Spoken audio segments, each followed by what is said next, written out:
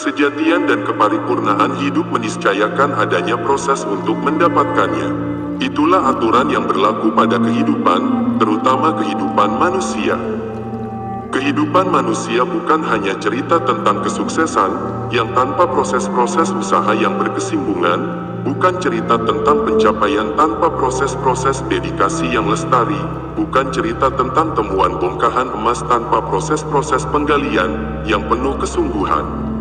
Kesejatian dan kesempurnaan hidup manusia bukan tentang mimpi tadi malam, lalu pagi harinya dunia menjadi serba indah.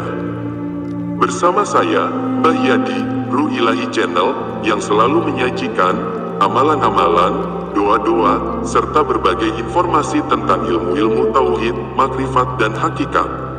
Dukung channel ini agar semakin berkembang dan semakin memberikan berbagai macam ilmu, amalan yang berfaedah.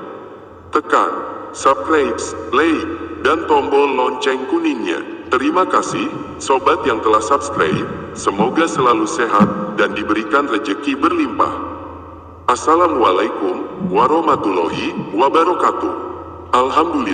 Alhamdulillahillazi an'amana bil iman wal islam. La haula wala quwata illa billah.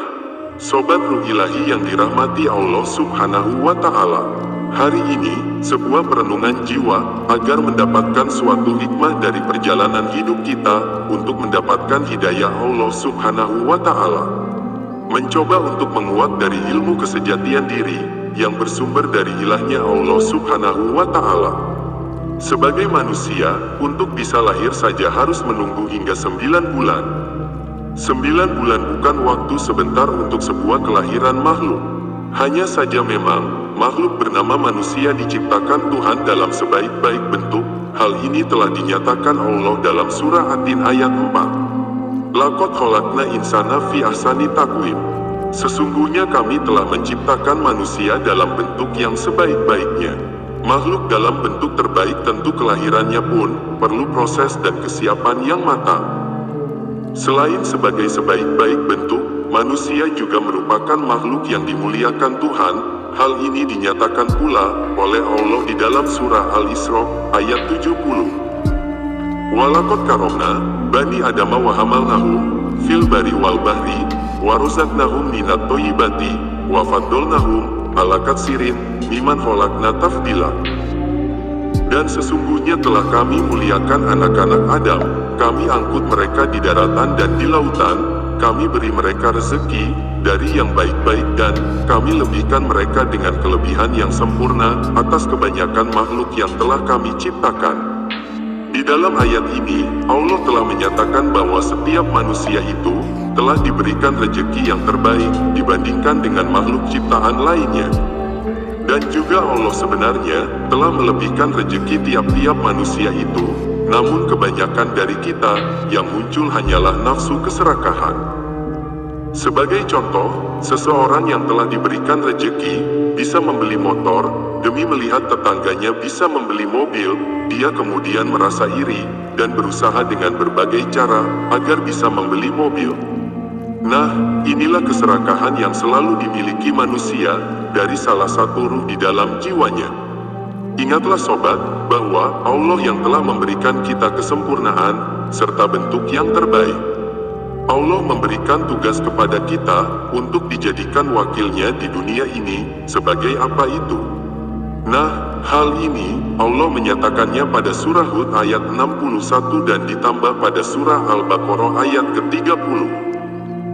Wa ila samuda akhahum solihan kola, ya, qaumi budulu hamma, lakum min ilahin goiruhu, huwa ansyakum minal ardi, wastamarukum fiha, fastakfiruhu sumatuhubu ilaihi, inna robi koribun mujibun. Dan kepada Samud, kami utus saudara mereka Saleh. Saleh berkata, hai kaumku, sembahlah Allah, sekali-kali tidak ada bagimu Tuhan selain Dia. Dia telah menciptakan kamu dari bumi, tanah dan menjadikan kamu pemakmurnya, karena itu mohonlah ampunannya, kemudian bertobatlah kepadanya. Sesungguhnya Tuhanku amat dekat rahmatnya, lagi memperkenankan doa hambanya. Surah Hud, ayat 61. Dan pada surah Al-Baqarah, ayat 30, Allah berfirman, Wa iskola robuka lil malaikati, inni jailun fil ardi khalifatan, qalu atajalu fiha men yufsidu fiha, wa yasfiku dimaha, wa nahnu nusabihu bihamdika, wa nuqaddisu laka, qala inni a'lamu ma la ta'lamun. Ingatlah ketika Tuhanmu berfirman kepada para malaikat, sesungguhnya aku hendak menjadikan seorang khalifah di muka bumi. Mereka berkata, mengapa engkau hendak menjadikan khalifah di bumi itu, orang yang akan membuat kerusakan padanya dan menumpahkan darah, padahal kami senantiasa bertasbih dengan memuji engkau dan menyucikan engkau. Tuhan berfirman, sesungguhnya aku mengetahui apa yang tidak kamu ketahui. 3 kualifikasi ini saja sudah cukup menjadi alasan bagi manusia untuk berproses secara cermat, masif, dan terpola menuju kesempurnaan dalam memikul setidaknya 2 amanah. Mewujudkan imaroh, kemakmuran bumi, dan menegakkan khilafah, yaitu merealisasikan kemaslahatan manusia di bumi. Kesejatian dan keparipurnaan hidup meniscayakan adanya proses untuk mendapatkannya. Itulah aturan yang berlaku pada kehidupan, terutama kehidupan manusia. Kehidupan manusia bukan hanya cerita tentang kesuksesan yang tanpa proses-proses usaha yang berkesinambungan, bukan cerita tentang pencapaian tanpa proses-proses dedikasi yang lestari, bukan cerita tentang temuan bongkahan emas tanpa proses-proses penggalian yang penuh kesungguhan.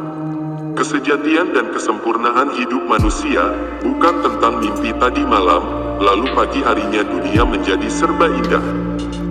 Sobat Ruh Ilahi, manusia begitu lahir, tidak seperti sejumlah makhluk lain, seperti binatang contohnya, jika binatang lahir, dia sudah langsung bisa cari makan sendiri, benar tidak itu? Nah, jika manusia bahkan harus menunggu sekian tahun untuk bisa makan tanpa disuapi. Begitu lahir, tidak seperti anak ayam yang bisa langsung berlari, anak manusia bahkan harus menunggu 1 tahun untuk dapat mulai belajar berjalan. Tahapan-tahapan ini, serta nama baku untuk setiap tahapannya, sudah mapan dalam ilmu perkembangan anak. Namun, hari ini, saya bukan ingin mengupas permasalahan, perkembangan kehidupan manusia ini. Hanya, sekedar ingin menegaskan bahwa, yang namanya proses sudah merupakan bagian tak terpisahkan dari hidup manusia. Baik proses yang sifatnya alamiah bawaan, seperti tahapan-tahapan perkembangan hidup manusia sejak lahir hingga tuanya, maupun proses dalam mewujudkan apa yang kemudian menjadi pilihan mereka setelah tumbuh menjadi manusia mandiri, yang dapat menentukan pilihan sendiri. Kali ini, saya ingin membuka cakrawala kita tentang kesempurnaan manusia. Tidak dipungkiri, banyak orang menunjuk kesempurnaan seseorang terletak pada capaian-capaian materialnya. Kemasyhuran namanya, ketinggian jabatannya, dan kelimpahan hartanya. Dengan tidak mengharamkan capaian-capaian itu, sejauh direngkuh dengan cara yang benar, dan diperagakan dengan tidak melukai hati sesama. Keparipurnaan sejati itu ada pada keelokan jiwa, kematangan berpikir, dan kebijaksanaan tindakan. Hal penting lain yang ditekankan bahwa keparipurnaan sejati itu tidak mungkin direngkuh dengan hanya sekali mengayuh, tidak mungkin diraih dengan hanya sekali mendayung, tidak mungkin dicapai hanya dengan sekali memanjat, tidak mungkin digapai hanya dengan meniti 1 anak tangga saja. Pastinya, memerlukan proses dan jenjang yang cukup lama dan berliku.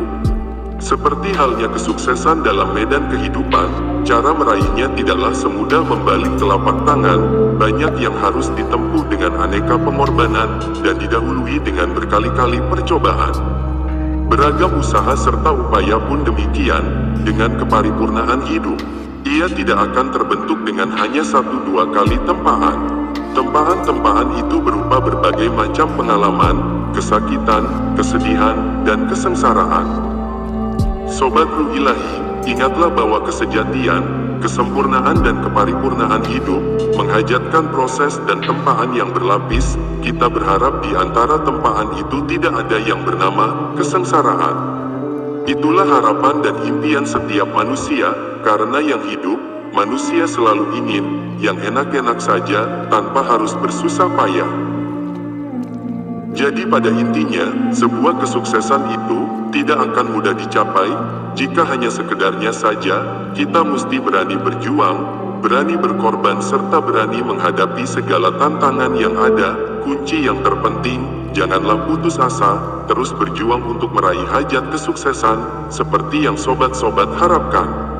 Semoga sedikit motivasi ini bisa menggugah semangat dan perjuangan sobat untuk meraih segala hajat. Beribadah, berdoa dan jangan lupa beramal, teruslah memohon ampunan Allah, agar diberikan kemudahan jalan menuju keberhasilan hajat sobat. Begitu sobatku, salam sehat dan sukses selalu, wabillahi taufik wal hidayah. Wassalamualaikum warahmatullahi wabarakatuh.